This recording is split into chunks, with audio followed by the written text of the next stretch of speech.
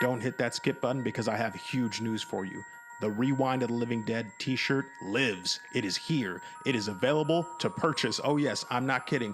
We finally got our Rewind of the Living Dead t shirt out, and it's amazing. It is printed by the same company that prints for Cavity Colors and Fright Rags, which, if you're a hardcore horror fan who buys a lot of horror t shirts, I know I do, you know that's the very best and highest quality because we couldn't do anything less for our fans. It's an amazing full color design designed by Jason Ragosta. It's very cool. It features a zombified myself, a zombified Damon, and it looks just like an awesome horror shirt because that's what we want, because we're horror fans too. So we wanted to make a t-shirt that you could really sink your teeth into. Go to rewindofthelivingdead.bigcartel.com. Again, that's rewindofthelivingdead.bigcartel.com to get your t-shirt today. Rewind of the Living Dead is a review show, so spoilers are ahead. When James Wan and Leigh Whannell unleashed the original Saw movie in 2004, nobody could have possibly imagined that the film would spawn one of the longest-running horror franchises in history. Comedian Chris Rock even got involved with his idea for a Saw spin-off called Spiral that actually delayed plans for an eventual return to the franchise roots, with Tobin Bell reprising his iconic role as Jigsaw. Once Spiral struggled at the box office, producers shifted gears rather quickly towards an original idea about a Saw sequel that would also actually serve as a prequel, with Bell coming back alongside series favorite Shawnee Smith as Jigsaw's twisted prodigy Amanda. The new sequel is set between the events of Saw and Saw 2, as John Kramer searches for a cure for his cancer that will allow him to live, but he soon discovers miracles rarely happen. Hello, everyone.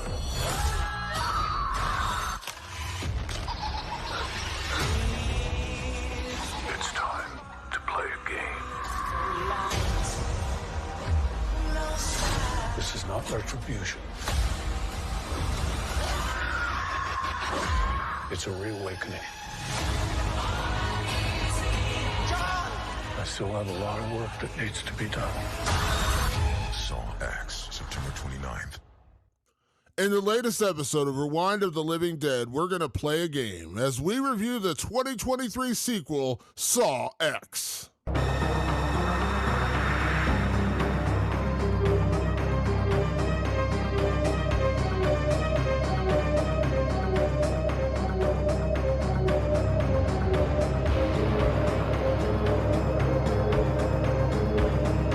Welcome back to Rewind of the Living Dead. I'm Damon Martin. And I'd like to play a game. We really are getting down our Saw voice to something fierce on this show, aren't we? I'm trying anyway. It's pretty hard. Tobin Bell's got a rather iconic voice. I wish I had a Tobin Bell voice. I don't. I got this one. All I can do is I want to play a game. Although it just sounds that just sounds like a dirty old man. Like you want to talk dirty? What's going on there? It just sounds like Damon in a van. It also fades into a little bit of Hulk Hogan. He's like, "What's going on, brother?" You know. I'll play a game, brother. Yeah. Say your prayers, eat your vitamins, brother. So my best Saw somehow fades into Hulk Hogan playing Jigsaw. You want to play a game, brother? Oh yeah, Macho Man. Want to play a game here, brother? Oh. Apparently, he turned into pro wrestling imitations doing Saw. Yeah. Boy, oh boy. So We could do it all here, folks. we could do it all here. We could do Jack Nicholson on some episodes. We could even do the Macho Man Randy Savage on others. Patrick, this week we are talking about Saw X. Of course, recently on an episode we reviewed Saw 2. We had previously reviewed Saw a while back, and it's funny. I mentioned in the intro that this is like obviously a hugely long-running series in horror.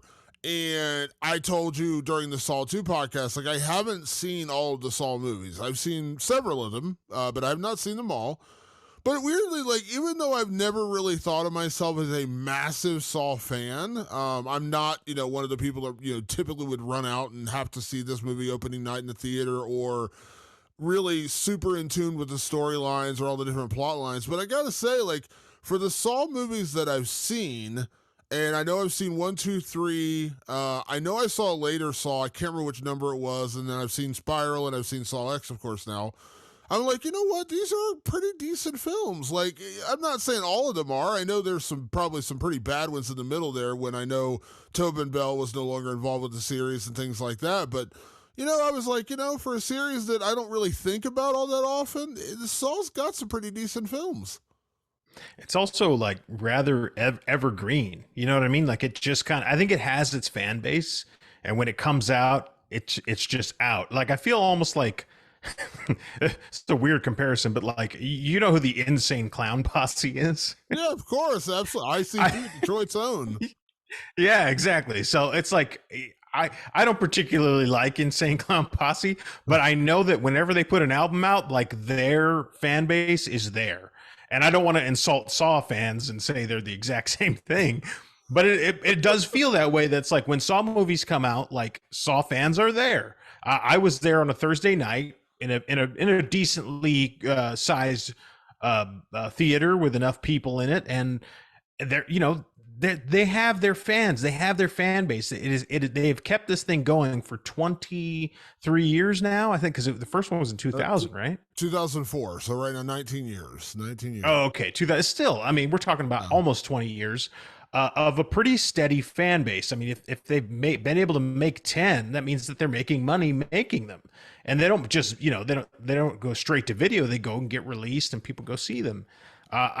For my part, I've seen 1, 2, 3, Spiral and X. So I've seen 5 of the 10, which is not bad. And I guess I'm kind of lucky because now looking at it, seeing 1 through 3, Spiral, okay, like you and I didn't love Spiral. I don't think it was an incredibly exciting movie. But at least I knew it was like well done. It was clearly like it had a lot of great gore in it and stuff, and it just felt like a high quality made movie. And I've seen X now, and these movies, these 5 that I've seen, are very consistent. They're very much like these Saw movies that I've come to expect.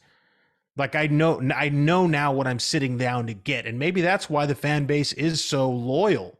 Because maybe they get the same thing every single time. I don't know if they're always at this level of quality. These are the only ones I've seen.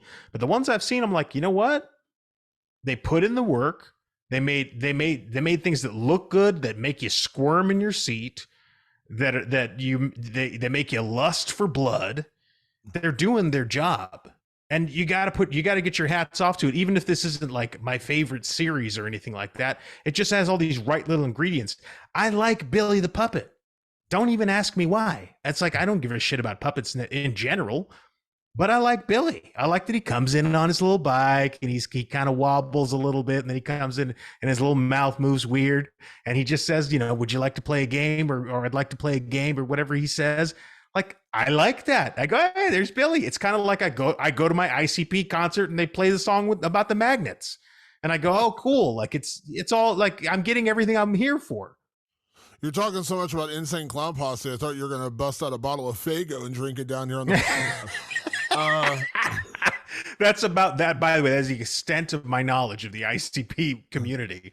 If we have any Juggalo listeners, hit us up and give me more knowledge. But do you know what Faygo is? I'm assuming you do. I do know what Faygo is, yes. It's a staple of the ICP, yes. I do know what Faygo is.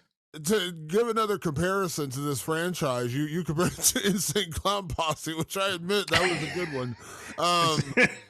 I actually know some Juggalos. I've actually been friends with some Juggalos. So I think I know at least one.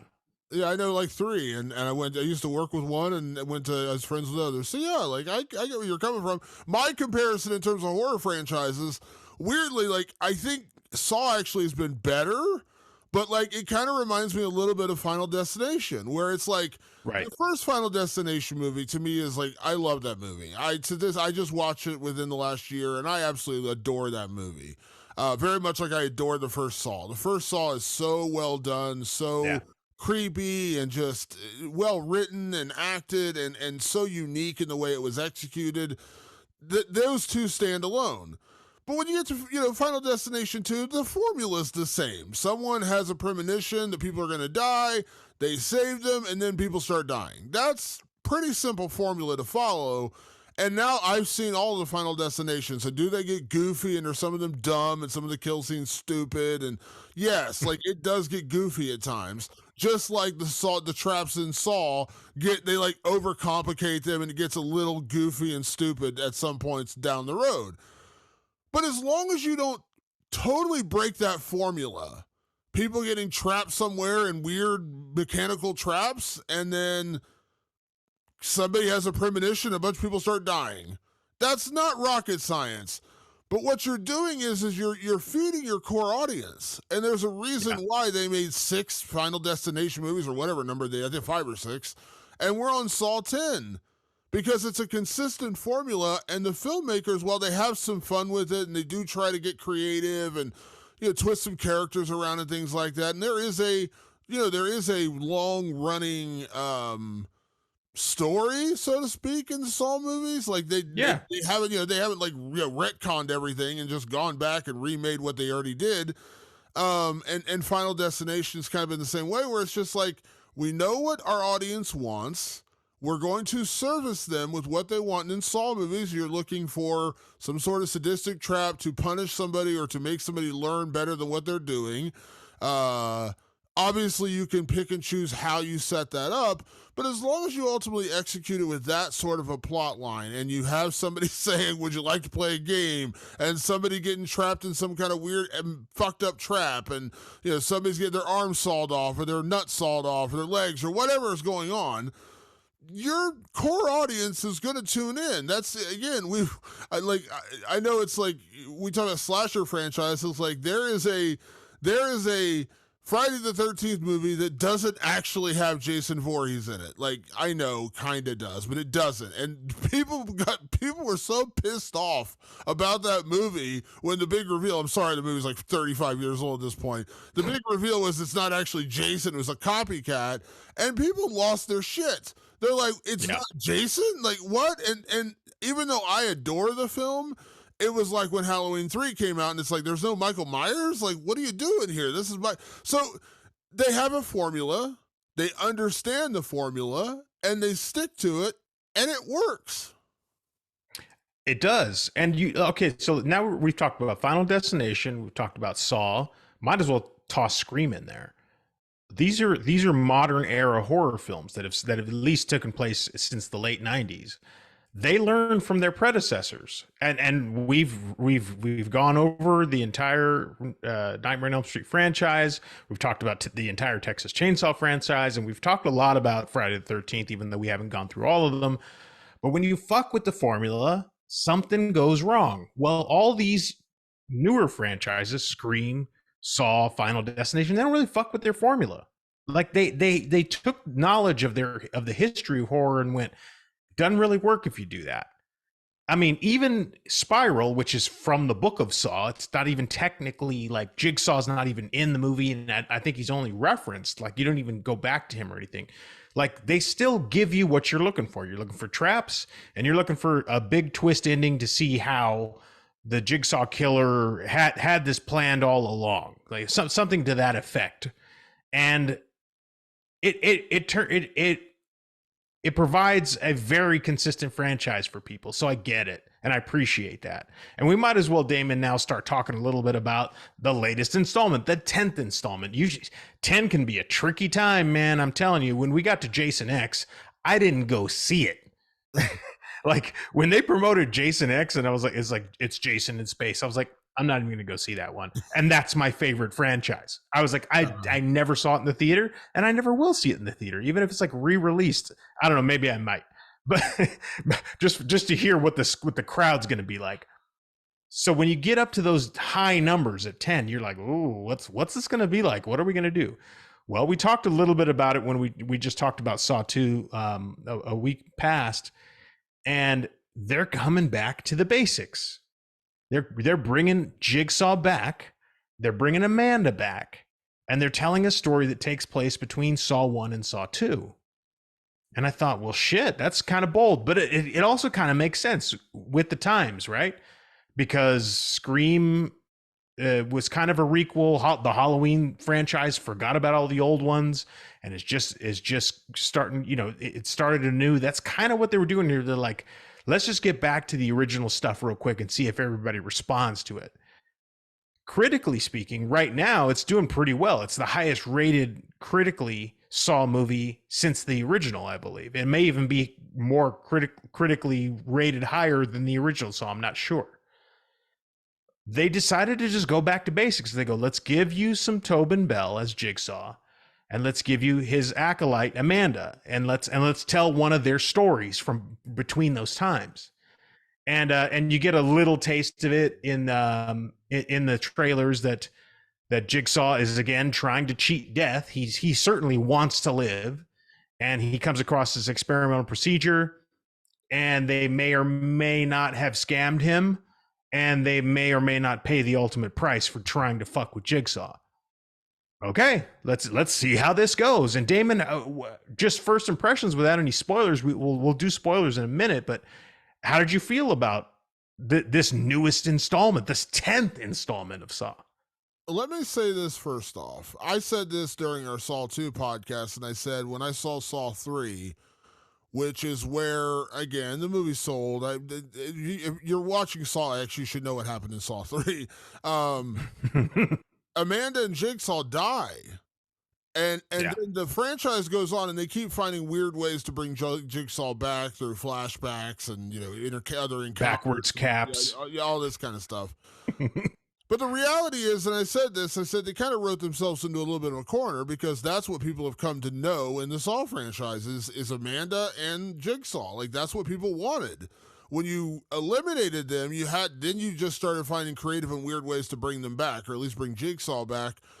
So this is that, but it's much better. Like, there's actually like a legitimate plot and storyline in this movie, which I kind of joked when we were getting ready for the show. I said one thing I really liked about Saw X is there's like a real story. Now, I'm not saying the other Saw films don't have a story, but the other Saw films largely create a story to involve Jigsaw. And what I mean by that is, if you look at beyond Saw 1, which is a totally different film, let's be honest. Like, that Saw 1, while it does have a trap, is really nothing like the other Saw movies. The trap became the trigger, so to speak, and they just started putting him in all the movies. When you talk about Saw 2, do we spend time with Jigsaw? Absolutely. Is he of course a major part of the plot? Of course he is.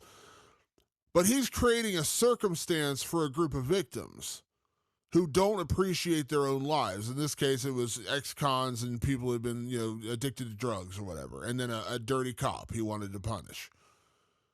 But that's what it was. It was all involving them, and Jigsaw's injecting himself into their lives, right? And that's kind of a theme throughout the series.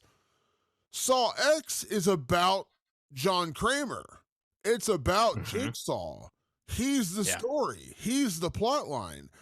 And one thing that I think is kind of woefully underappreciated about all the Saw movies is that everyone loves Tobin Bell, everyone loves Jigsaw, but Jigsaw's actually not in a huge chunk of those movies. He makes appearances, of course, but he's not generally the star. He's it's like if you're reading a credits line for a movie, it's like this, it's like 8 people and it says, and starring Tobin Bell. Like, that's how he gets in. Like, he's obviously integral, but he's not like the leading person. You know what I mean? Like, he's never like the lead character, even though he is the lead character, if that makes sense. This movie, he is. He is. The plot all revolves around John Kramer. I thought that was a really brilliant move, because what everyone loves is more Jigsaw, and we got more Jigsaw. And also, what I love about the plot of this movie, Patrick, is that it turns things around, because so much of this movie has been based around John Kramer's brain cancer, and he's trying to find a way to survive, and he's trying to teach people who don't appreciate their lives to appreciate life. He had his taken away with no choice. He's giving them a choice. That's his whole thing, right? In this film, you start feeling sympathetic for John. Like, you start feeling sympathetic for what he's going through, because we are spending so much time with him as he's teetering on the edge of death, dealing with this brain cancer, where, like, you really feel sympathetic for him. Like, you really feel bad for the guy. You see how sick he is. And the last thing you really want to see are sick people get taken advantage of. Jigsaw becomes a hero in this movie, which sounds bizarre. A guy who tortures and murders people kind of becomes the folk hero of this movie. What the old saying is, you know, be the hero long enough and stick around long enough and you become the villain. This is kind of the opposite of that. Like, be the villain long enough, you eventually become the hero. That's true. That's not just true like here. That's true in, like, I would argue that Jason basically stuck around long enough and became the hero. Freddy versus Jason. He's basically the hero in Freddy versus Jason, even though he does kill a lot of innocent people. He still has to do what he has to do, but he saves the day, actually. Another instance, I would say the new Texas Chainsaw Massacre, whether they intended to or not, they made the characters so unlikable, you were kind of happy to see Leatherface take a chainsaw to those people. Yeah. That's what we have here with Tobin Bell. And by the way, like, what an incredible career for Tobin Bell, who's done tons of other things, by the way. But for him to be in a movie called Saw, where he spends the entire movie face down in a pile of blood and only appears at the very end. He was so beloved from that they go, well, in Saw 2, like, we'll make it more about him. We'll sit him in a chair and have him have conversations with Donnie Wahlberg.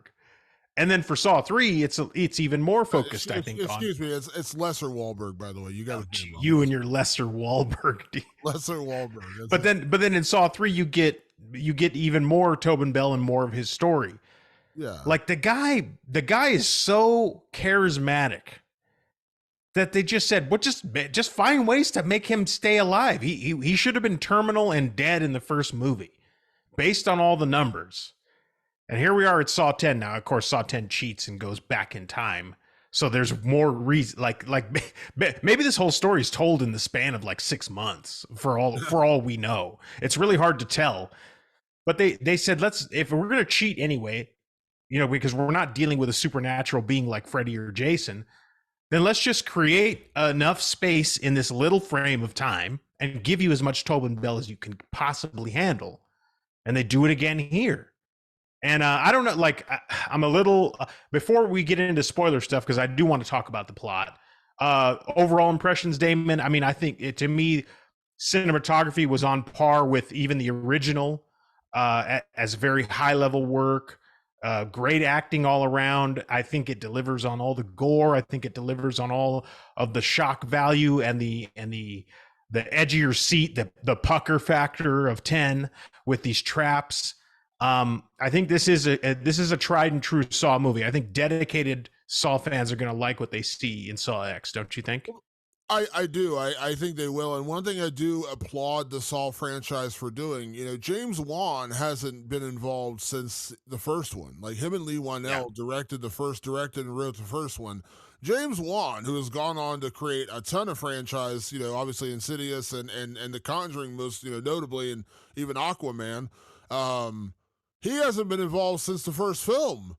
But what they have done consistently is they've kept kind of everything in the Saw family, weirdly. Like, a lot of the writers have written multiple Saw movies. It's not like they bring in a new crew for every movie and someone's always trying to reinvent the wheel. You know, Lee Whannell came up with the story for the second one. They actually wanted them involved. I told the story for Saw 2 where they were all filming Dead Silence, so they couldn't come back for Saw 2, or they would have. But Lee Whannell helped you know, craft the story in the script. But they're, you know, they obviously retain producer credits, but like then when they move on to Saw 3, like, they brought in new people. We mentioned Darren Lynn Bousman, that was a big part of the franchise for several films. And then the one for this film is Kevin Grudert, who I learned, like, he's the director of this film, but he edited the original Saw. Like, he was James Wan's original editor, because James Wan's posted about it on Instagram today or yesterday, and he said, so cool to see, you know, the franchise still go on after all these years, and Kevin was by my side editing the first Saw. That, to me, is really cool, that it's all stayed in the family. Like, this guy was there when they were crafting the original Saw, when they really didn't have money, they didn't have a budget. You know, they were trying to make a film, and then it became this iconic horror film and then spawned off into a franchise. That guy, who I know he's also directed other films in the Saw, this isn't his first time directing, just to be clear. Yeah. But like he was involved at the very beginning. Like they've kind of kept it all in the family. And even the newer people that have come in, they've been there for several films. Like it's not like they just, because you know how it is. Like a lot in, especially in franchises, when you get into like the sixth, seventh, eighth, and ninth films, who directs, writes, and produces part 7 is never the same as who directs, writes, and is part 8. Like, they rarely have a through line. Like, rarely. Outside of the characters, they rarely have anyone else that's like the same involvement from like film to film. They just like, oh, you can do it? Okay, cool, you can do it. And then it's like totally different feel. You know what I mean? Like, it's like, it just, totally different kind. They've stayed consistent with Saw, and I appreciate like the fact that Kevin Grudert, who has done several Saw films, edited the original Saw, is now coming back and directing this one, says it speaks to the consistency of what this franchise has become. And so this film I know it sounds stupid to say it like this film feels like a Saw movie. There's some brutal, gory moments in this film. I think this is one of the more gory Saw films. This is up there. Really gnarly traps, really gnarly death scenes. I think Tobin Bell is at his most effective because he actually has a lot more scenery to chew in this film, because we're seeing him out of the context of just being the voice on the tape recorder and or the guy in the hooded, whatever, talking, or we see him randomly popping through like doctor's offices. Like, we actually get Tobin Bell. Like, we get the real John Kramer in this film for quite a while. Like, he's the star. And then Shawnee Smith, who comes back, like, obviously Shawnee Smith really stole the show in Saw 2, and then the big reveal that she was his prodigy all along. But her coming back, like, we see that relationship between them continue to grow, because he became like a father figure to her, and she became his prodigy and carried on his work when he was going to die. Her coming back they really played into that relationship in this movie. Like, you can see the bond, the care that Amanda has for John Kramer, for Jigsaw. So those all elements all worked. And as I said, this is like every Saw film, we all twisted, like all of our twisted minds root for the really cool, bizarre, devastating traps. I know we do. But ultimately, like, we all know the moral compass. Like, Saw's he's not exactly in the right. Like, he may have like a moral high ground, but torturing and killing people is probably a bad idea. But what I'm saying in this film, though, is, like I said, when I said earlier, he becomes the hero. Like, you're rooting for him to fuck these people, to fuck people up in this movie. Like, beyond like the general, like, I like Saw traps, I'm talking like the plot of the movie, the story of the movie really does make you care about John, because this is in the prime time of when he's fighting for his life. He's fighting to survive. He's fighting to live. And it's just, again, I'm not going to sit here and say it's amazing, it's the best horror film of the year, it's any of that. I'm not going to sit here and lie to you and say it is. But what it is, Patrick, and what you've already said, it's a Saw movie. It is what you're getting when a Saw movie comes out. This one is better, I would say, than any of the recent Saw movies that I've seen or heard about. And it checked all the boxes. It checked all the boxes of what I need in the Saw movie. It's like when you pick up your Insane Clown Posse records, you want to hear them chanting about Juggalo and Clown Pain, I guess, and Fago. If they didn't do that, you'd probably be a little disappointed. Well, this checks all those boxes for a Saw movie. And I know that sounds so generic and saying, like, they're not reinventing the wheel. But Patrick, when you're on the 10th film of a franchise, you're probably better off not reinventing the wheel. I think the best news we can say is that this is still a Saw film, because so many times with old franchises, that's the part that comes most into question. It does not come into question here. And I'd love to start getting into plot, so we might as well get into spoilers. But before we do that, I'd like to remind everybody, if you want to pick up the Rewind of the Living Dead t-shirt, it's incredible. It's really high quality made by Cavity, the same people who print for Cavity Colors. So top of the line. We can give you those if you go to rewindofthelivingdead.bigcartel.com at a very good price. You can check it out there, Rewind of the Living Dead www.bigcartel.com. Get that t-shirt today. It's limited run. We don't have a infinite warehouse, a jigsaw style warehouse full of t-shirts. No. We have just a few. So go ahead and go over to rewindedlivingdead.bigcartel.com and get your t-shirt today. Buy those t-shirts so Patrick can afford to buy Faygo. That's what we're saying. T-shirt person. I do not want this podcast to turn into Patrick's a Juggalo. I am not. I don't know anything about the Juggalos. I just know that they have a very dedicated fan base and they drink Faygo. These are the things I know. You've condemned yourself now, though. You've now become an ICP fan. That's what you are. You're now. As long as I'm good with as long as I'm good with Juggalos, I'm good. Yeah, you are now a Juggalo. So let's get into spoilers, as we said, obviously now. So be aware, we are talking spoilers for Saw X. If you haven't seen it, go see it. I think you can tell from the first half hour of this podcast that we liked it. Like, it was a pretty good movie, pretty good Saw movie. So getting into spoilers, Patrick. So the plot of the movie, really, let's boil it down to that starting off, which is John Kramer is desperate to find a way to live. He has brain cancer, he has a tumor, inoperable, and he's been told numerous times that there's basically, he's counting down the days to his death. There's no saving him at this point.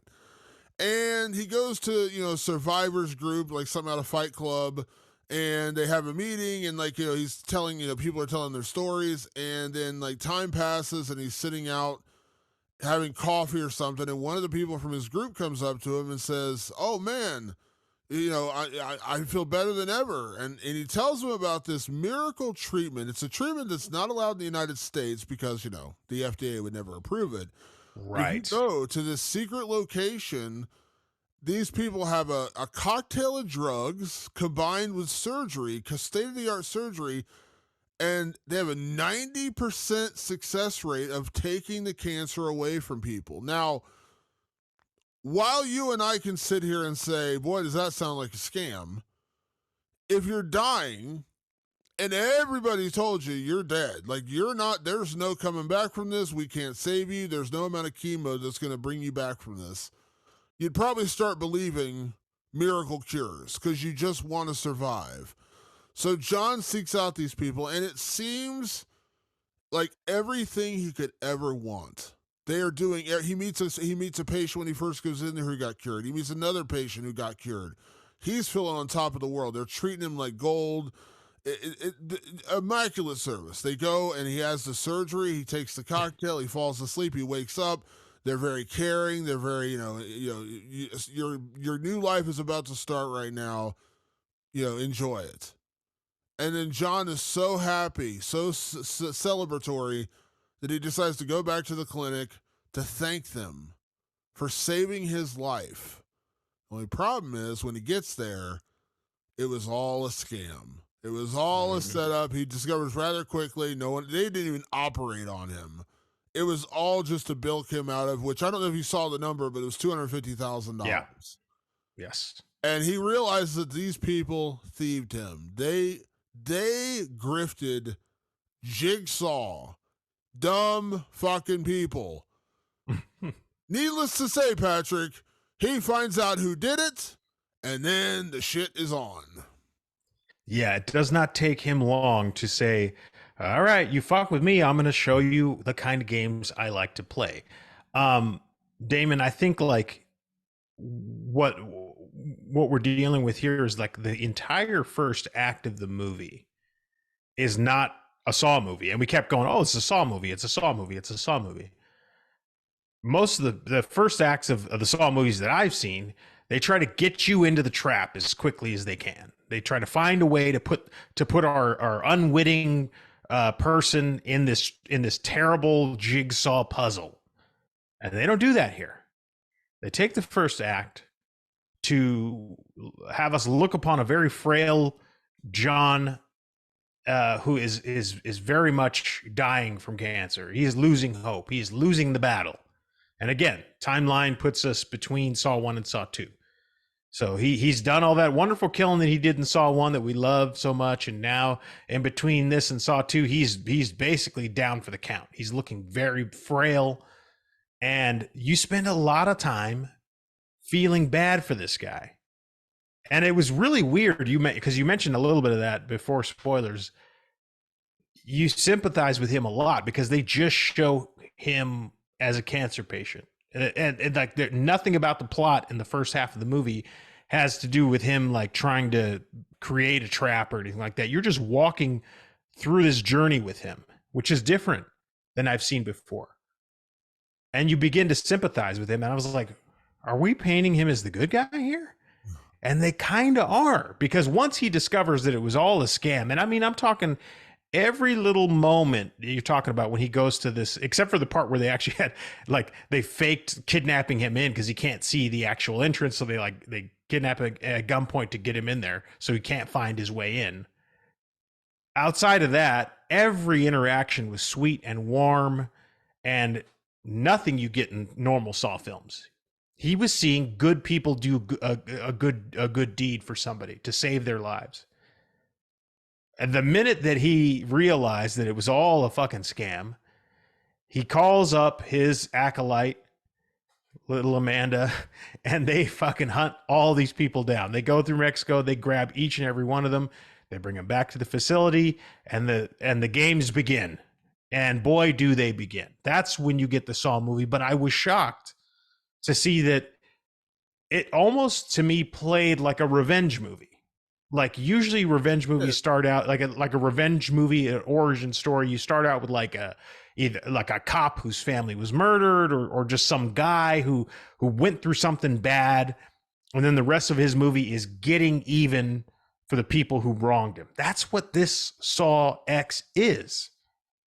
You kind of put everything aside. I remember saying on the Saw 2 episode, like, oh, basically, the beginning of this movie should be when that door shuts in Saw, and the end of this movie should be when he's about to start playing the game with Detective Matthews. Yeah. They said, nah, fuck all that. Let's pretend like all that's well in his past, however we're playing with the timeline, and let's have John Kramer, just fight for his life and try to find this impossible cure, and then be wronged, and then do something to the people who did wrong to him. It's just a revenge movie. It's just a revenge movie told in the Saw template. And I was like, well, shit. No wonder this is getting such rave reviews, because a lot of revenge movies are fantastic, by the way, and they run through all different types of dramas, like genre, like drama, thriller, horror. You could do revenge a lot of different ways. This time they said, all right, let's do a Saw revenge movie where Jigsaw is ostensibly the good guy, and believe me, the bad guy, played by I'm going to butcher her name, Synnøve Macody Lund. She plays Cecilia. There's no ambiguity. When you find out she's bad, she's bad. She stays bad the entire movie. So you are dealing with, Damon, a movie where, indeed, as crazy as it sounds, Jigsaw, the psychopathic killer, is the good guy here.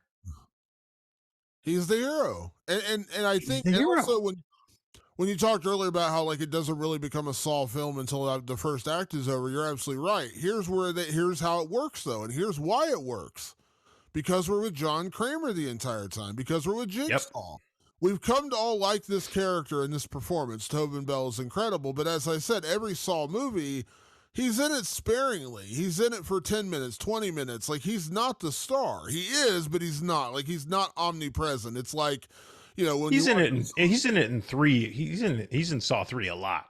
He is, but again, like, there's still the other characters that are taking like the plot. You know what I mean? Like, and he is basically just on a table, the whole time. Yeah, he's involving himself in their lives. Like, this is happening to him, and that's the big difference with this one. This is all about John Kramer. This is all about what he's going through, and so when you spend that first 30 minutes or whatever, and there's no crazy traps, nobody's eyeballs getting pulled out of their sockets, none of that. It still works because you're still with John Kramer. You're with him the entire time, and you see this frail, broken, beaten, basically man who's defeated and ready to give up because he can't fight anymore because there's nothing left to fight for. You feel for him. And then when he goes through this situation in Mexico where these people are offering this miracle cure, and then you realize he got taken. You know, it was a confidence scheme. It was a grift. It was a con. You legitimately feel bad for him because in that first half hour that you spend with him, you see how frail and broken and beaten and all these things he is. You're kind of thinking to yourself, man, this is kind of sad. Like this guy's like, you know, he's dying. He's dying right now. And yeah, you forget he's a psychopath. You forget he's a psychopathic killer. And then when something bad happens to him and people take advantage of him, just trying to, like when he went to this clinic, there was no, like, I'm going to torture you. You're going to fix me. I'm not like, there was no, like, seemed like a normal dude. Like, he was just a normal guy seeking help for his disease.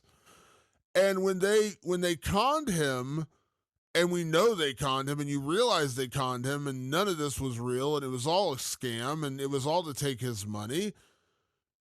Every single person watching this movie is like, oh, I can't wait to see Jigsaw fuck them up. I can't wait. And you talk about it, like I love revenge movies. I would argue revenge movies are probably my favorite. Like, you know, I'm a Tarantino fan, of course. And that's like that's his stock and trade is revenge movies and movies like Rolling Thunder, and there's a million of them out there. Out of the Furnace, I love that movie. Yeah, I mean, there's a million great revenge films. I mean, Revenge with Kevin Costner is a great revenge film. You're right. This turns into a revenge movie, and much like a lot of the great revenge movies, when you're kind of like rooting for them to get their tormentor, attacker, whatever it is they're doing, and you're rooting for them to die. And usually you're rooting for them to die in the most horrific way possible because of what they did. Whatever they did. They killed someone. They, you know, did awful things to someone, whatever. You're rooting for them to get theirs. Like, that's 100%. You're absolutely sitting there thinking, I want this person to get theirs because of what they did. Saw is the perfect methodology to really enjoy a revenge film because that's what everything built around Saw is, with the traps and the torture and all that kind of stuff. When this starts, when John captures everybody and puts them in a room and he starts offing them one by one, it's so horrific. And what I also enjoy about this one, which I know this isn't the first time they've done it, but everybody's in a room together. So they're watching themselves get taken apart, knowing they could be next. So it's really gnarly. And yeah, it's not reinventing the wheel, but it's kind of turning the wheel on its axis a little bit to whereas, again, John Kramer's the hero.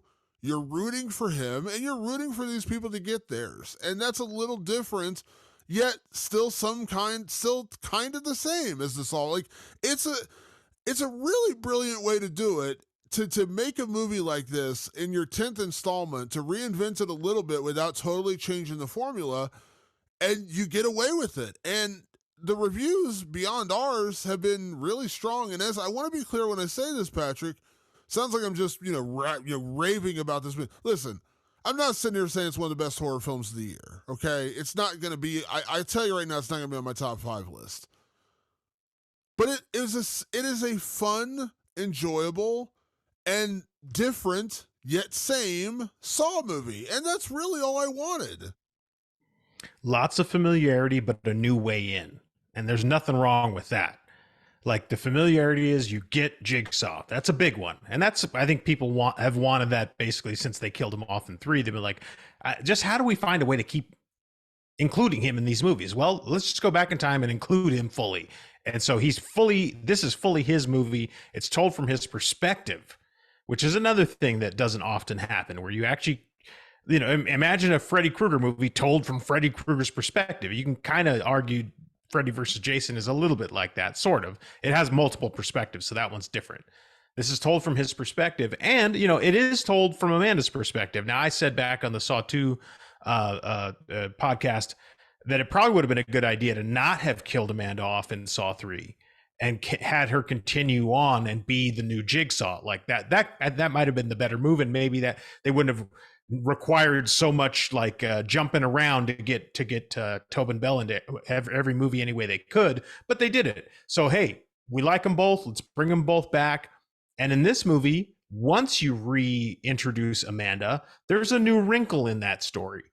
Now, if you remember Saw 3, she basically, I think she dies in Saw 3 because she can't take the final test, which is you don't kill anyone directly.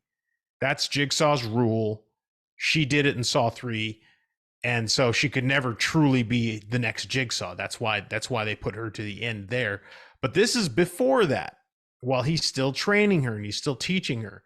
And the new wrinkle this time around is that one of the people who wronged him is Gabriella, played by Hinata Vaca. She's a drug addict. Now, if that sounds slightly familiar in the canon of the Saw series, Amanda was a drug addict who found a new lust for life by being trapped by Jigsaw. He made her fight for her life, and it changed something in her, and then she became his acolyte. She decided to join the cult of Jigsaw because she believed in what he did because it saved her life. Well, now she is setting up this game, and there's another drug-addled woman, addicted and vulnerable, and that's a problem for Amanda in this movie. She doesn't quite want to do to Gabriella what got done to her, but in the same token, she's like, well, but it did save me. Could I save Gabriella? Is it possible? So that's the new little wrinkle for her. So once she enters into this plot, she has something to do. She has something to chew on, and it'll inform Saw 3 a little bit later down the line, eventually, because again, we're bouncing around the timeline in kind of a weird way. So it keeps things fresh. It keeps us on our toes. And then, Damon, I'll just say it right now. I think these are some of the better. I think, as for all the things we didn't have much to say about Spiral that was good, but the gore was intense in Spiral. I think the gore in this movie is right on up there. I really do. I haven't seen some of the middle Saw movies. I don't know how crazy they go gore wise. This one's intense on the gore. When the traps start being set, it sucks. They must have had a really big blood budget in this movie, because there's a lot of blood in this movie, and one scene in particular, of course, towards the end. But yeah, it's a very gory, very bloody movie, and it's kind of what I like about it is the this is a medical scam, a group of people pretending to save people's lives with a miracle treatment for cancer. So the traps kind of play back into that with like the medical side of like torturing these people, which is somebody's got to use a wire saw, one guy's got to basically perform a cranectomy on himself, another one has to break her own arm and leg while getting blasted with a radiation machine. She has to do it within a certain period of time or she's going to die. All of them are medically related, basically turning their scam back on themselves, and it's pretty brilliant, and they are incredibly brutal. The traps are great in this film, and the gore is great in this film. And again, I think I can't rave enough about this, Patrick. The plot is really strong. I mean, it's shockingly strong for what I went into this movie with relatively low expectations, only because I'm not a massive Saw franchise fan, and when you go back to the well 10 films in, you're kind of like, is this a good idea? Are they going to mess it up? This felt genuinely like a real Saw movie, and it fit in terms of character and execution. It fit pretty well between Saw 1 and 2. I was actually kind of surprised. So yeah, it's what I wanted, and yeah, it's gory, and and let's get into our categories, Patrick, and let's kick things off and talk about best performance, because again, to their credit, I think everyone in this movie is pretty good, but there's one person that stands above the rest, and your pick is my pick. I would love to sit here and say I'm going to go different than you, but let's just talk about the best performance in this movie, because it's set up to be the best performance in this movie, and it executes really well. Yeah, the best performance of this movie, hands down, goes to Tobin Bell, who plays John Kramer, aka Jigsaw. And it is for the aforementioned first act of this movie where you just get to know him as John Kramer for a little while. They really, they kind of tease, in the trailer, they show you the eye suction machine. It was just a fantasy in his head. Very early in the movie, almost just a way to satiate the audience, knowing full well that the next 30 minutes or so, we're not going to have any of that in it, because what you were going to do was take a story break and learn about John Kramer's struggle with cancer and his desperation to live. He wants to live. And so you go through all of that. Well, guess what? That takes some pretty good acting Tobin Bell's got it. It's kind of crazy that I don't see him in a lot of more things. It kind of reminds me of why can't I think of his name right now? Freddy Krueger, Robert Englund. It reminds me like Robert Englund is a great actor, but you don't see him in a ton of stuff. Tobin Bell's in stuff, but you don't see him enough. He's a very good actor, and in this, it's rather touching, and he's rather, he portrays frail and vulnerable really, really, really well, even though full well he's a psychopath. Like when he's sitting and talking with Cecilia and she asks him what he likes to do in his retirement years. And he's like, oh, I like to, work with people and help people out. And he says it in this really kind of soft and very normal way. And I go, that is a fucking raging psychopath saying that right now. He means what he says. What he doesn't give away on his face is that he goes, yeah, I torture people until they die, basically. Like he could say it with such an ease. And I was fully blown away by his performance. But by the way, everybody in the movie does great. There's no bad performances. This is a more performance-based movie than I think the other Saw movies. Yeah, like I originally was going to lean into 70 McCody Lund. Did I butcher that name? I think I did.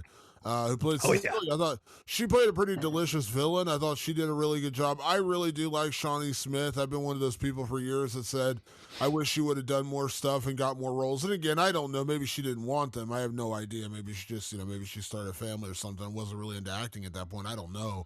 But like, she's really talented. And I think she could have been in a lot more things, much like Tobin Bell.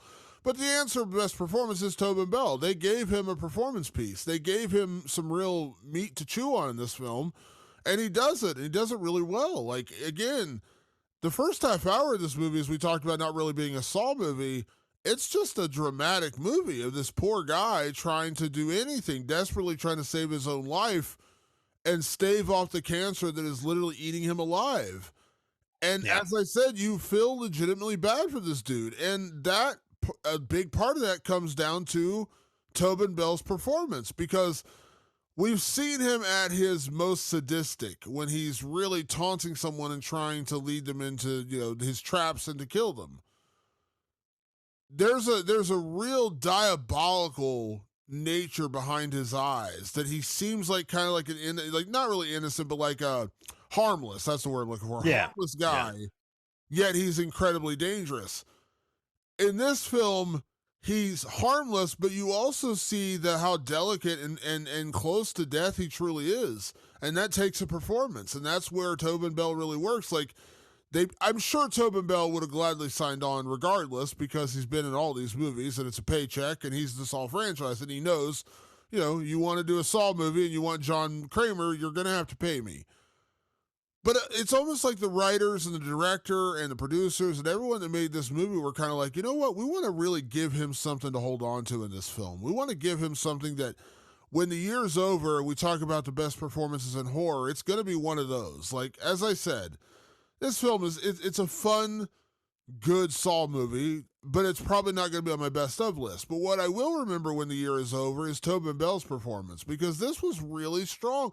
This is the kind of movie that you watch, Patrick, and you get a little angry, kind of like you talked about with Robert Englund, where you're like, he get typecast, He's like, everyone knows him as Jigsaw, so you can't think he can do other things.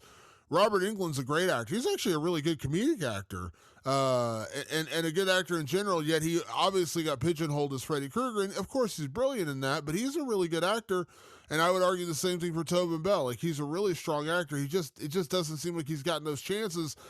And because of that, it's almost like the Saw people are like, all right, we're going to make a movie for you to really stretch your legs and breathe dramatically. And he does it.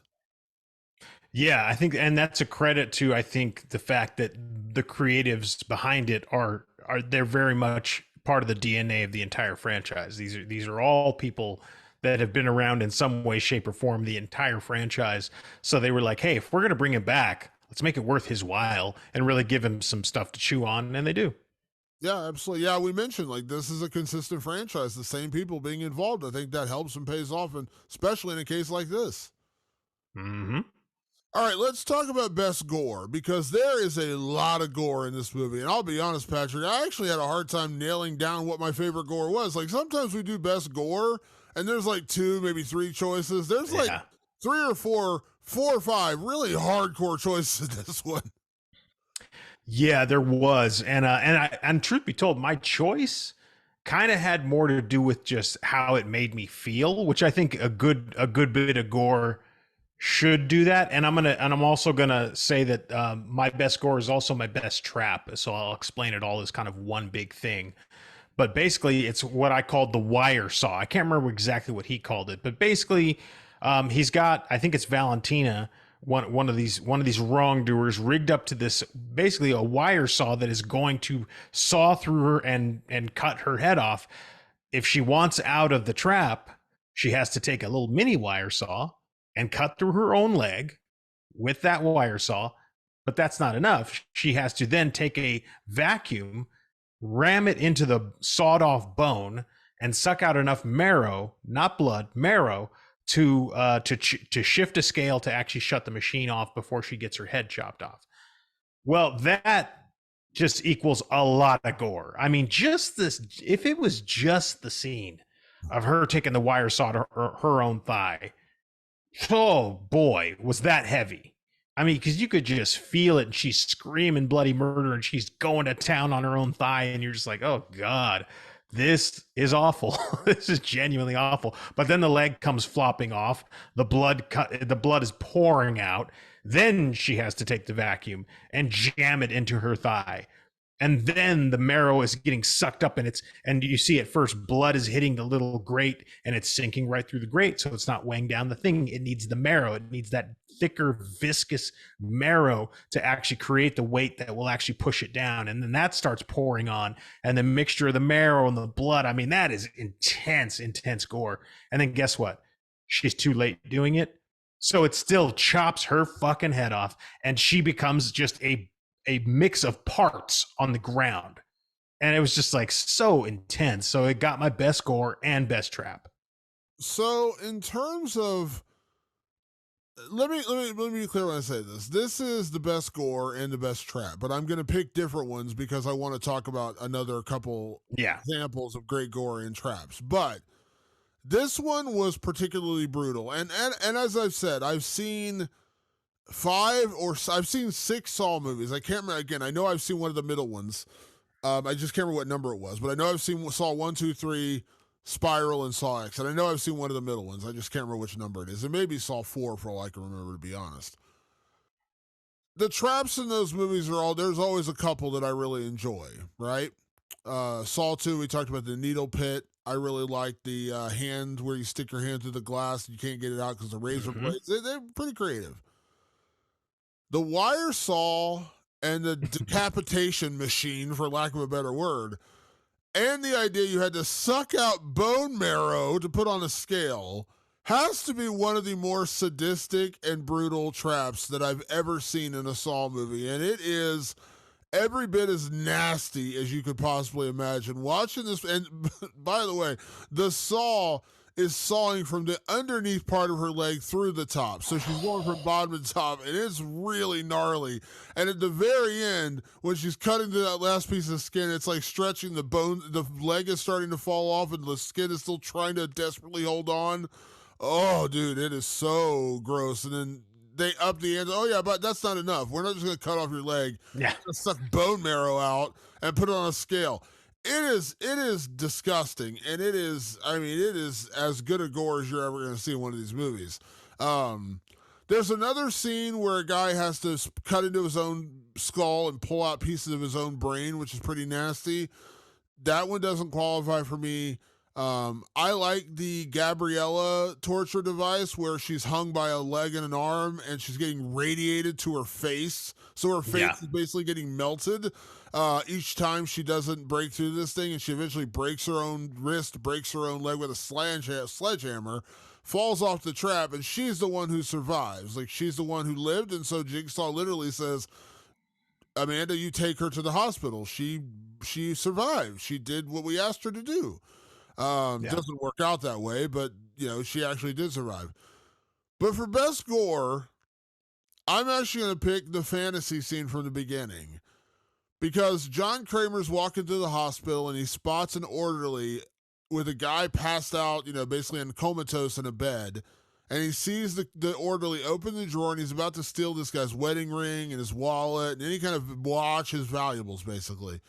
And Jigsaw's watching from the outside, and we get a flash of this guy being put into a device where he has to turn a knob, and each knob he turns breaks one of his fingers. And if he doesn't do it in enough time, then there's a vacuum machine attached to his face that literally sucks his eyeballs out of his head. He breaks like 3 fingers. He can't get to the 4th. Time runs out, and the thing literally starts sucking the eyeballs out of his head. And it's like the machine you see in Tommy Boy, where they have like the, you know what I'm talking about? Where they got like you put the, Yes. it's like it's a bank. When you go to the bank, you put the tube in, you close the tube, and it zooms up in the air like it's a vacuum tube, whatever. It's in Tommy Boy as well, where it sucks off Rob Lowe's shirt. It's like that. Like he has a machine that just yanks out his eyeball, and you see it go down the tube, and it spirals out, and it drops down this big bloody lump of an eyeball. And then the second one happens. Now, we find out a moment later, this is just Jigsaw's twisted head coming up with an idea how he will torture this guy, because when he looks at the guy, he ends up putting the wallet and everything back and closes the drawer.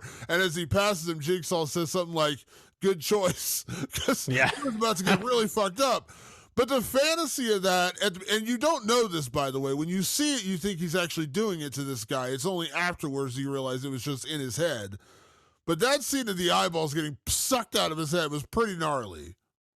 Yeah, that was a lot of fun, especially just when they, brilliant cinematography when they go to put the camera inside the suction tube right where the eyeballs are, so you can see the eyeballs kind of being pulled, and you're like, well, okay, well, that was very inventive. I don't know how you guys did it, whether you did it with CG or whatever, but it felt effective. And then I want to give one more honorable mention to another great trap that kind of gets forgotten because it's sort of weirdly timed between the main room is the taxi guy. So the taxi guy that picked him up from the airport is in on the whole scam, and he actually pretends to be the surgeon. Well, when Jigsaw finds that out, he steals the taxi guy, he tortures him for information, and he sets him into a trap where he basically wires pipe bombs to this guy's arms and then tapes his hands up where he only has these like scalpels for hands, and he's like, if you want your arms to not blow up, you need to take these scalpels, cut into your own arms, and rip these pipe bombs out. That's the only way they're getting out. Otherwise, they're going to explode on you. Incredibly gory scene where the guy is just literally digging. That guy fucking fought for his life and dug that shit out of both of his arms and got the pipe bombs off, but not without making complete fucking chuck roast out of his fucking arms. Yeah, that was good. I actually really liked the Gabriella one with her being dangled in the air with the heat machine, the radiation machine, literally melting her face away, and she has to break her own wrist and break her own leg with a sledgehammer. Like, it's not the most creative, but the whole radiation machine, like basically radiating her face away while she's trying to do this is pretty gnarly. So the traps. I wanted them to go farther with that, and they didn't. I don't know. Just like her smashing her wrist and smashing her own leg with the sledgehammer is pretty bad too. You see her bones breaking and bending. And you're like, oh Jesus. So not comfortable. They did a good job at the traps. Like I said, there's really not a bad one, and the gore is just off the charts when you talk about we barely mentioned the guy literally picking out pieces of his own brain like he's pulling ramen out of a bowl and he's putting it in there. That's how gnarly that is. Yeah, this movie goes for it. When it's time to go for it, they go for it. This is one of those movies where we talk about best gore and best trap, but there really is no wrong answer because they're all pretty good.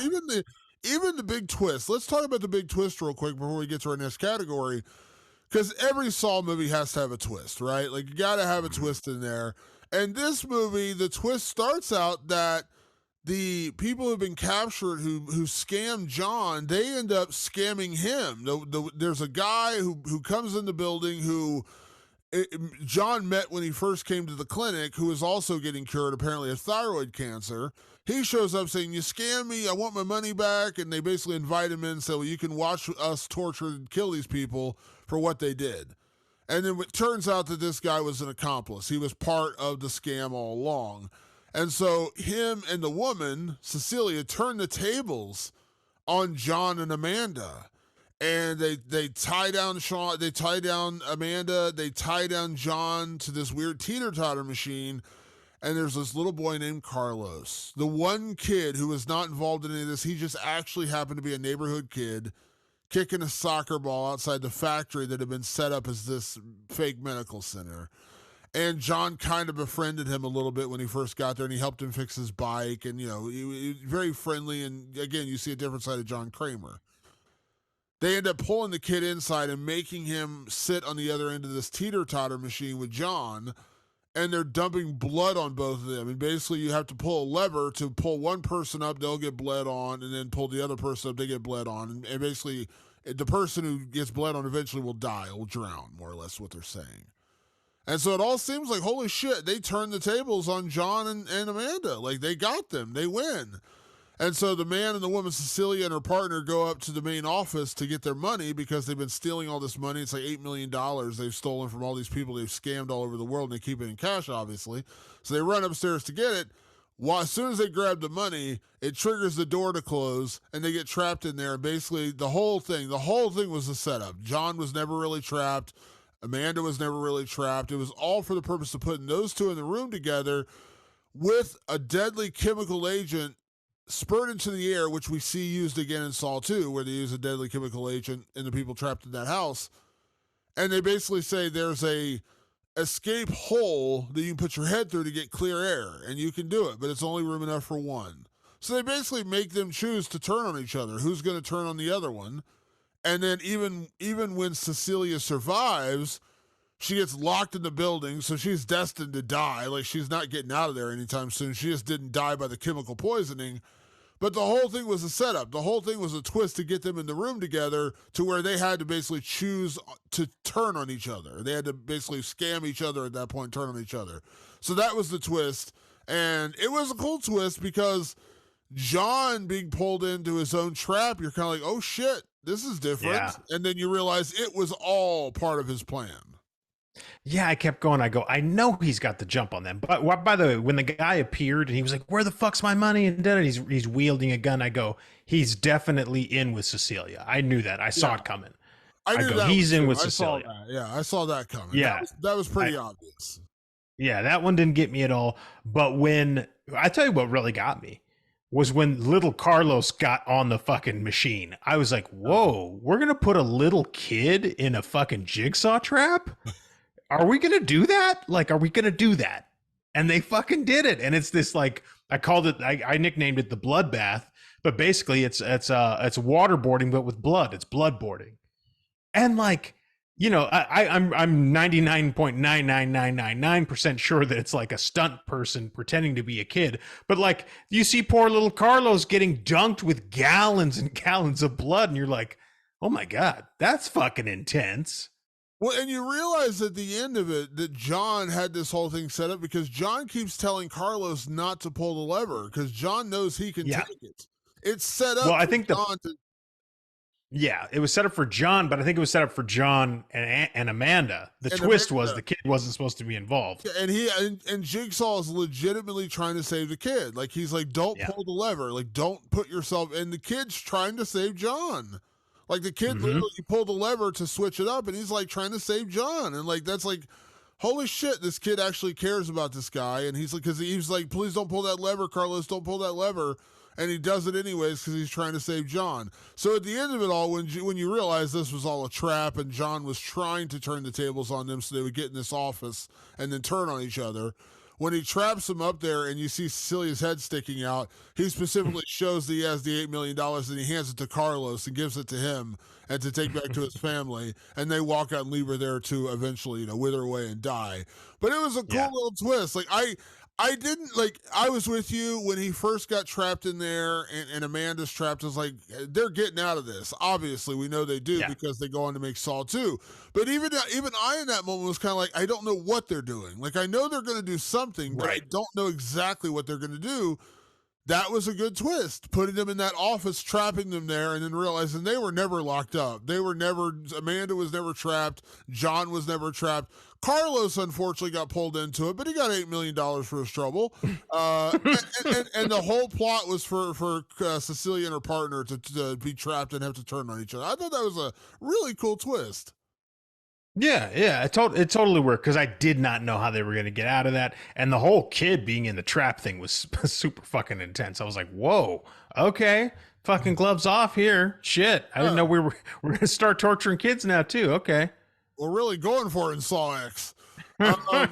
So, Patrick, our next category we typically go through, which is sequel, remake, or leave it alone. And that's where we will, obviously, the category kind of speaks for itself, but we'll take whatever movie we're reviewing and we'll say, should they make a sequel of it? Should they remake it? Or should they just leave it alone? Now, this is a little different because we're 10 films in. We are now 10 films into the franchise. They have the original idea, which was vastly different than any of the sequels. They have a couple of films where it's really focused on Jigsaw and Amanda, which is kind of cool. Then it twists off into different variations and disciples of Jigsaw.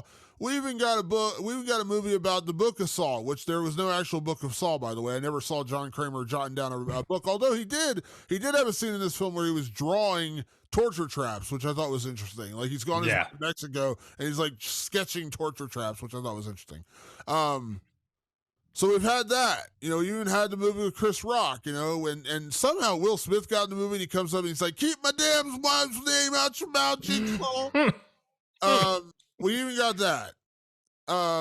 So what do we expect for the Saw franchise moving forward, Patrick? Because we all know this ain't going to be the end. You don't get a highly reviewed movie, probably the second highest reviewed movie in the franchise history beyond the first one, and you're not going to make an 11th film. So what do we expect out of this franchise moving forward?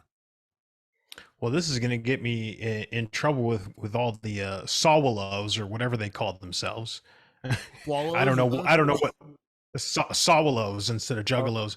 I don't know what they call themselves, but the Saw people might be mad at me for saying this, but if it's sequel, remake, or leave it alone, you're 10 films in. We know leave it alone's not going to happen. But by the way, they could end at 10 and kind of say, "Hey, we did it. We ended on a high note." But they're not going to do that. So my take is to do a remake. Start over.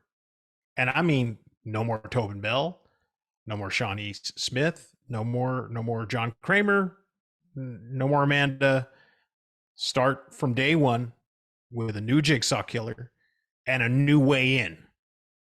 Because I think the only thing that I think the creators of this franchise, or at least the people that have kept the franchise going this whole time, the one thing that they probably wish they could take away is that Jigsaw had only like a small window to live. Find a new way around that. I don't know what it is. I didn't have time to think about that. That's actually hard shit, and that's what you get paid the big bucks to do, is figure out that. But figure out a way to create a new Jigsaw killer who creates traps, who wants these people to fight for their lives, and give him his new reason that does not involve him dying very quickly or her dying very quickly. But it's time for a remake. We've done 10 solid films with the John Kramer saga. Let's start over. Let's do it all again. Hey, bring back James Wan. Let him direct the new Saw. And let's tell a whole new Jigsaw story, like from day one, starting fresh. So I know, reading up about this franchise, even though I haven't seen all these films, and I'm about to spoil one of them for you, Patrick, because I know I read about this one today, and it's a movie. I think it's Saw 3D. I think it's the name of it, but I don't know what number it is. It's 8 or 7 or something like that. Right. And part of the plot of that movie, and I've never seen it, it's old, so forgive me for the spoiler, because even I haven't seen it. I just read about it. They revealed that what was his name? The guy from the first film. What's his? Cary Elwes. Cary Elwes. His character, after sawing off his leg, he turns out to be another disciple of Jigsaw. They twisted that movie in like the 8th one. It's a really weird one. I've never seen it, but I read about it, and it's actually, I read a ranking today of like the best to the worst Saw movies, and that was the last one. Like, that was the bottom of the whole thing, was that film, because like they're like, come on, you're just trying to change too much and fit a narrative. Right. He was not involved with Saw at that point. You're trying to make it seem like he was, like, whatever. But that's been the plot of a lot of these movies. They introduced Amanda, which was a cool twist, and then they had the Detective Matthews. Was that his name? Detective Matthews comes in, Costas Mandylor, who shows up in the post-credits scene in this one, by the way. He pops up briefly at the very end of the movie. And they kind of pass the torch. They tried to do that. That's what they've tried to do previously, was pass the torch to Detective Matthews, and they continuously find ways to bring Jigsaw back and flashbacks and videotapes and all these different things they do. So ideally, Patrick, my answer would be leave it alone, because you made it to 10. 10's a pretty good number. And if you got, let's just say there's 5 to 6 pretty good Saw movies in here, at least 5. I didn't really like Spiral. I like Saw. I like Saw 2. I like Saw 3. Let's just say there's one more in there and then Saw X. That's 5. 5 out of 10 is not a bad number. It really isn't. Okay, You made 5 pretty quality Saw films. My ideal answer would be leave it alone. But as we said, that's not going to happen. It's just like this is like anything else. Any other franchise that makes money, they're going to bring it back. So I don't totally disagree with you on the whole remake idea, although I do think it's going to take a little bit of time to separate to get people not to think of Tobin Bell and the Jigsaw. So the only other answer I would have, and this is totally based upon a good story, and I don't know if it can be done, Patrick, I'm being honest here. If you can find another backdoor in to bring back Jigsaw and Amanda, or at least Jigsaw in some other version of a story. I'm not saying you need to keep sandwiching things in between Saw 1 and Saw 2, but maybe like a prequel leading into Saw 3, or however you want to do it, to another story involving John Kramer in some way, shape, or form. I would be okay with that as long as it's like Saw X, where you come up with a creative and unique way to get in. It's not that he was miraculously saved and never was dying or some bullshit like that. Like another story of similar tone and nature. Now, is that even possible? Probably not. That's why I'm being honest. Like, I understand it would be really hard to do that, because this was crafted really well and it was original and different. And I don't know they could do it again. But that would be the only other way I'd want in, is if you could come up with a way to bring back the core characters, bring back Jigsaw, maybe bring back Amanda, and tell another original story. Whatever that is. Maybe it is Amanda, like how he first met Amanda, how he trapped her in that trap that we see in the first movie. I don't know. I don't know the exact answer. If you could find a way in there, I think I'd be interested. Now, I'm telling you right now, I don't think it can be done. And 2, if they do it, I don't think it can be done as well as Saw X, and I don't really want that. I don't want them to keep coming up with these weird prequels just to continuously bring Tobin Bell back, right? Otherwise, I think yours is really the only idea. The only problem is I think you got to wait like 5 years. You can't do this. Yeah, you have to wait. You have to wait. So that's why I say ideally this would be it. Like, just be done with it. And I know that's not going to happen, but that's it, because this was a really well done Saw movie, and you're going to keep going back to the well. Like I'm wearing today. Actually, you can't see it all the way. You can't really see it on the shirt. I'm wearing a Halloween H2O shirt.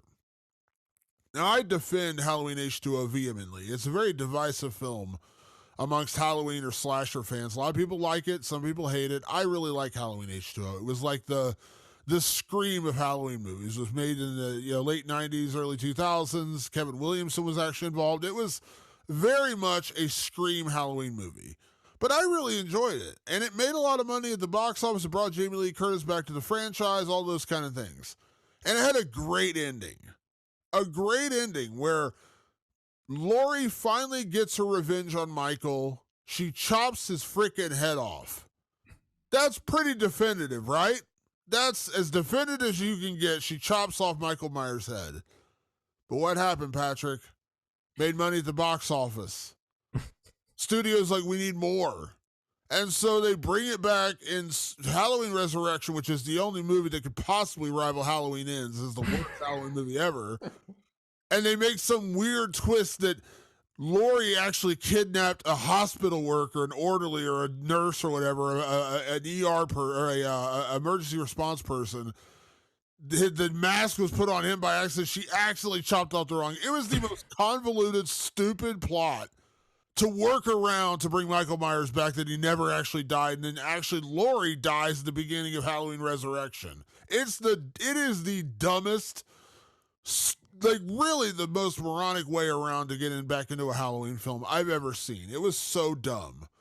But that's the links they went to make a sequel after Halloween H2O made money and it was fairly well received. It revived the franchise at that time.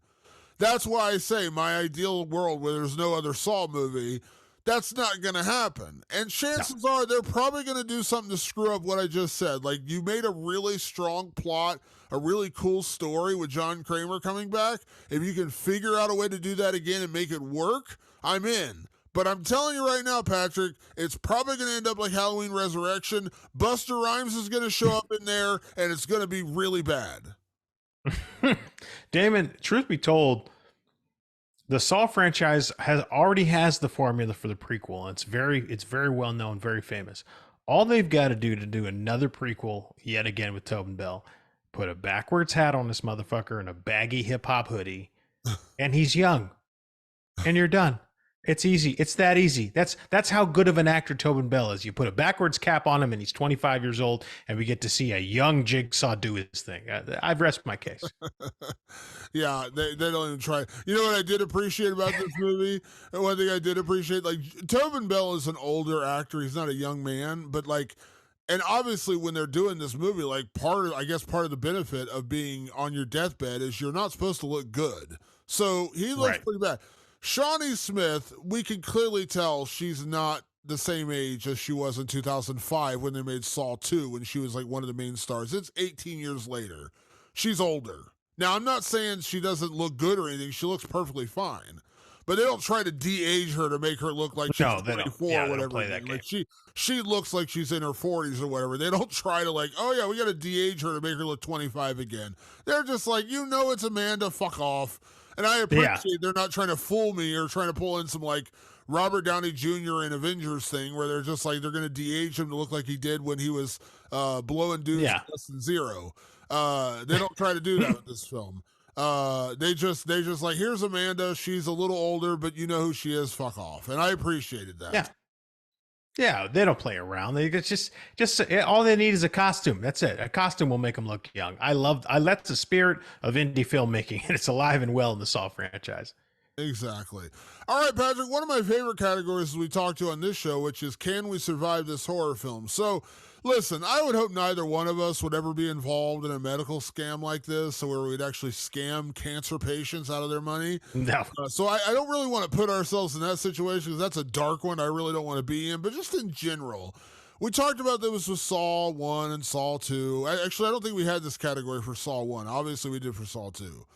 Yeah. Could we survive this horror film? Could we survive Saw X? You know what? There is one trap where I was like, I could do that. And that was the fantasy trap, the eye suction trap.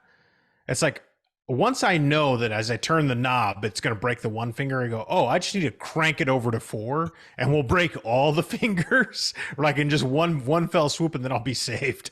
Like, so in a weird way, I can tell you this time around, because that guy wasn't involved with the scam at all. He was just stealing a watch or something like that. If I was in that guy's shoes, I think I could survive. I could survive, but the problem is that was the fantasy. That one didn't actually happen. I couldn't survive any of the other ones. I'll tell you right now, I can't saw through my own neck. I would just go ahead and cut my head off. I know I couldn't saw into my own skull. I just know I wouldn't be able to do that. And the whole radiating my face off while I break my own ankle and wrist, that's the one I think I could get the closest to. Because I think that one's not as hard to escape. But even that, I'm like, as she's banging this sledgehammer on her leg and her arm, I'm like, this would really suck. And I would just be like, you know what? Like, you know what? Here's why I say I could potentially survive that trap, Patrick. Here's the only reason I'll say I could. Because the pain from breaking my ankle and my wrist wouldn't be nearly as bad as the pain of my face being melted off in a slowly burning process. By that standard, I could maybe get away with it, but that's it. That's the only one I might have a chance at, because I like being burned alive is like my biggest fear. Like everyone's like, what's the worst way to die? I think being burned alive would probably be. I think the that's top, like that's near the top of the list, right? That oh yeah. Literally a giant blow dryer just melting your face off slowly. Like it turns on and then turns off and your face is just melting off. That seems pretty sucky. And it seems like a sledgehammer to the leg and a sledgehammer to the wrist could be a little bit tolerable if that's the fate you have to escape. None of these scenarios are good, but yeah, that might be the closest one that you could survive. All I can hope for in this movie is I'd be Carlos. Can I come in and just like survive the bloodboarding and then get $8 million? Could I do that? Because I could do that. I could pull that one off. Yeah, if Carlos could do it, I feel like I could do it. So see, there's many survivable situations in this Saw movie. I think the answer is a sound yes. Yeah, there's a couple. I could do the fantasy one. I could do, like, I could have my fingers broken real quick. So like you said, the mistake the guy makes in the fantasy is he goes too slow. He breaks one, it hurts real bad. Then he breaks another one, it hurts real bad. I would just do what you said. I just crank the fucker over and just you're gonna break my fingers anyway. Just snap them off. Just be done with it. Yeah, I've seen too many Saw movies, man. Just crank this thing already. Yeah, just get that over with. I want to keep my eyeballs. On a scale of suck to really sucky, I'd rather not lose my eyeballs. My fingers will heal eventually. Yeah, you can put a cast on, my fingers will heal. I ain't getting my eyeballs back in my head. No. So overall, Patrick, this was, I didn't go in with preconceived notions. I didn't go in expecting good or bad, to be honest. Like, I really didn't. But when I say this, I do mean it as a compliment, and I certainly don't mean in a way that I was going in expecting to be disappointed, because I really wasn't. But I was pleasantly surprised by this movie. I was genuinely impressed by the story, the execution, the plot, and the twist. Not the twist at the end, but the twist that you could actually make a psychopathic torture killer a hero. And it actually works. Like, it's not the typical, like, you watch a Jason movie to watch Jason hack people apart. Yes, you're kind of rooting for Jason. I understand that. But you're not rooting for Jason. Like, you're not saying he's in the right. At least I hope you're not. You might want to get some psychological help if that's the case. Saw's kind of the same way. Like, because you like the traps, you like the people, you like to see how whatever happens. And there's always a morality tale in there, but I would hope you're not truly rooting for Jigsaw. Again, you might want to talk to somebody. This film manages to actually make you root for Jigsaw, and I don't feel bad about it. When this movie was over, I didn't feel bad about rooting for Jigsaw to win. I'll be honest, even when he was trapped in that final trap, and I knew he was going to escape, but I didn't know how, I was kind of like, I'm really rooting for him to pull this off and fuck these people up.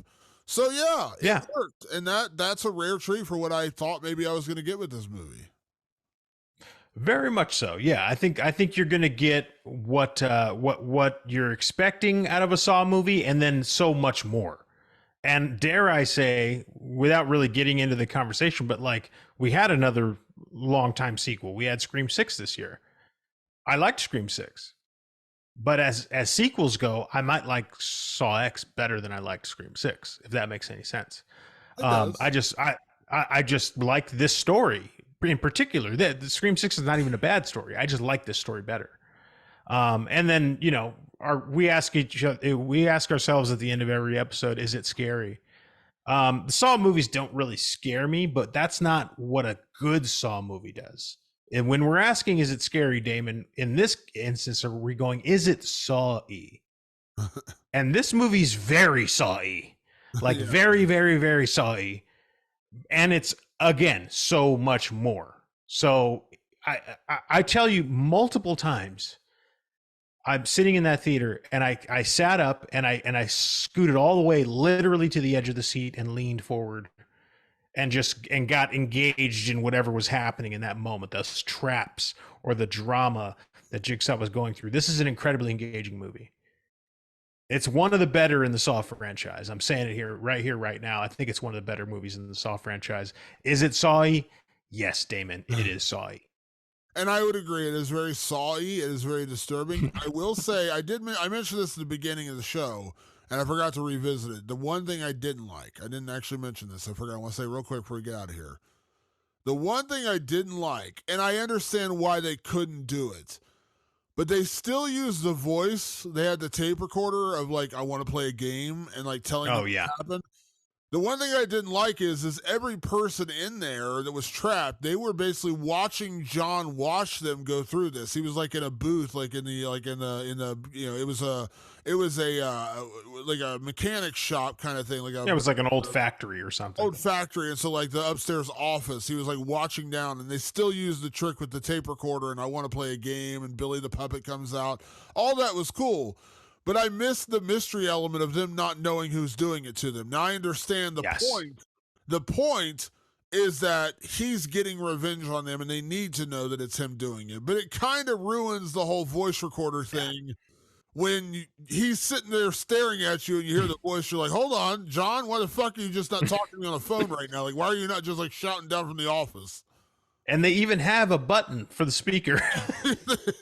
Like where he can talk to them from the office. So I'm like, yeah, why don't you just do that?